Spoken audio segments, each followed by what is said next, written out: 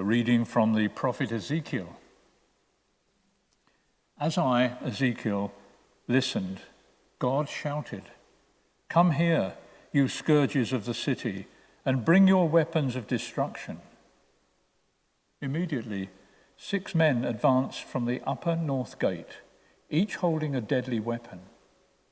In the middle of them was a man in white, with a scribe's inkhorn in his belt. They came in and halted in front of the bronze altar. The glory of God, of the God of Israel, rose off the cherubs where it had been and went up to the threshold of the temple. He called the man in white with a scribe's inkhorn in his belt and said, "Go all through the city, all through Jerusalem, and mark a cross on the foreheads of all who deplore and disapprove of all the filth practiced in it." I heard him say to the others, "Follow him through the city and strike. Show neither pity nor mercy, old men, young men, virgins, children, women, kill and exterminate them all. But do not touch anyone with a cross on his forehead. Begin at my sanctuary." So they began with the old men in the front of the temple. He said to them, "Defile the temple, fill the courts with corpses, and go." They went out and hacked their way through the city. The glory of the Lord came out from the temple threshold and paused over the cherubs. The cherubs spread their wings and rose from the ground to leave. And as I watched, the wheels rose with them. They paused at the entrance to the east gate of the temple of the Lord, and the glory of the God of Israel hovered over them. This was the creature that I had seen supporting the God of Israel beside the river Chebar. And I was now certain that these were the cherubs. Each had 4 faces and 4 wings, and what seemed to be human hands under their wings. Their faces were just as I had seen them beside the river Chebar. Each moved straight forward. The word of the Lord.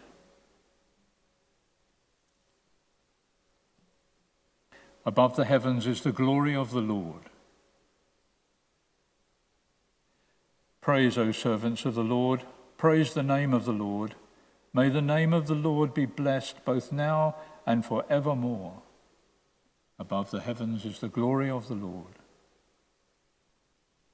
From the rising of the sun to its setting, praised be the name of the Lord. High above all nations is the Lord. Above the heavens his glory. Above the heavens is the glory of the Lord.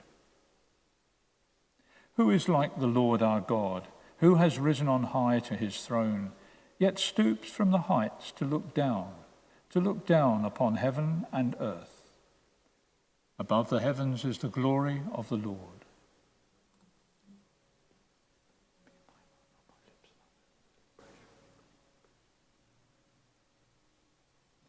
Alleluia, alleluia, alleluia. Your precepts, O Lord, are all of them sure. They stand firm forever and ever. Alleluia, alleluia, alleluia. The Lord be with you. A reading from the Holy Gospel according to Matthew.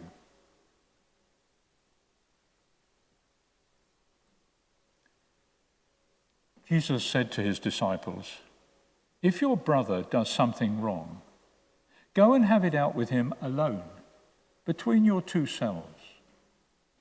If he listens to you, you have won back your brother. If he does not listen, take 1 or 2 others along with you. The evidence of 2 or 3 witnesses is required to sustain any charge. But if he refuses to listen to these, report it to the community. And if he refuses to listen to the community, treat him like a pagan or a tax collector. I tell you solemnly, whatever you bind on earth shall be considered bound in heaven. Whatever you loose on earth shall be considered loosed in heaven. I tell you solemnly once again, if two of you on earth agree to ask anything at all, it will be granted to you by my Father in heaven. For where 2 or 3 meet in my name, I shall be there with them.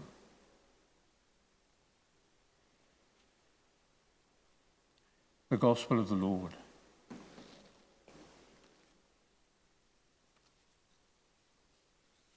Today in the Gospel, Jesus continues his teaching about sin and the effects it has on the individual and the community. We are all sinners. So before looking at other people's sins, we must look at our own and be harsh judges with our own sins.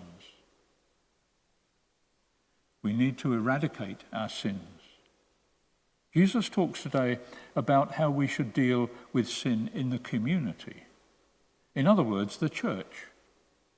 Yes, the church is made up of sinners. After all, Jesus came to call sinners. That's us. We must be careful not to be hypocrites when accusing others. Remember that little dictum, those who live in greenhouses shouldn't throw stones. Jesus gives us today a lesson in church discipline. Note the process. It is measured, not rushing to judgment. It is conciliatory, but firm. Tackle it on a one-to-one base first. That is privately. If that doesn't work, get some help from people who might give some evidence to ensure fairness. And this fairness is laid out in the Jewish law in Deuteronomy in chapter 19, verse 15. If the individual persists in their sin, then more radical steps have to be taken.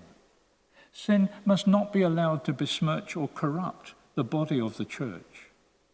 The assembly, after everything has been done to persuade and convince the offender, must act and exclude the wrongdoer. Forgiveness is always available, but also justice must be done to all concerned. It cannot be right to forgive, but then to allow the sin to persist. Action has to be taken. Another old adage comes to the fore. Evil happens and grows when good people say and do nothing. The church is lived out for us in the parish and in the diocesan setting. It is not merely a social organisation, but rather the sacred body of Christ. We need to see each other like that. We need to look out for each other, to help one another, and guard against patterns of behaviour becoming established which could undermine the faith of others, especially that of our young people. Our own conduct must be exemplary, especially when we might have positions to guide and encourage others. We need to guard against becoming overbearing, rude, uncaring, flippant with another's cares and concerns, or indulgent to bad habits. Our vocation invites us not to cower and hide, but to confront and challenge our brother or sister about their behaviour, because we love them and love the church. And that must be our motivation. All must be done solely on that basis, because we love them and love the church.